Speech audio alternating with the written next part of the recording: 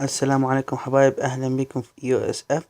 اليوم جايب لكم فتح صندوق ومراجعة الكالكسي S4.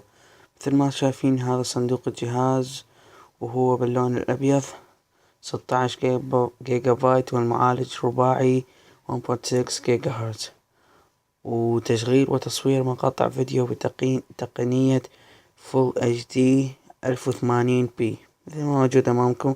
هذا الجهاز 4G i9505، وهذا الصندوق امامكم تصميم رائع يختلف عن الكالكسي S3 بالمرة. وخلينا نفتح الصندوق ونلقي النظرة الاولى على الجهاز.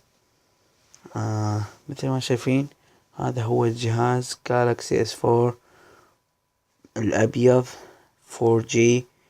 خلينا نشوفه. الجهاز كلش خفيف يعني بالمرة، ومثل ما شايفين بالصندوق اكو دليل التشغيل والشاحن والسماعات الاذن.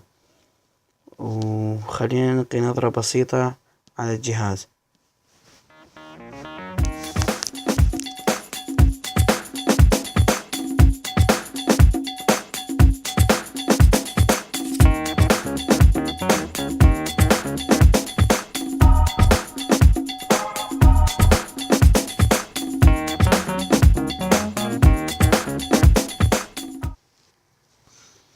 اوكي، انا مثل ما شايفين اجا هذا الشاحن ويا الدليل التشغيل، وهذا هو الجهاز امامكم. الكاميرا الامامية 2 ميجا بكسل، والكاميرا الخلفية 13 ميجا بكسل.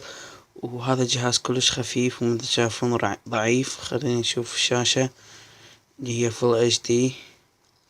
شوفوا هذا هو الجالكسي S4. اتمنى عجبكم الفيديو، تابعونا للمزيد.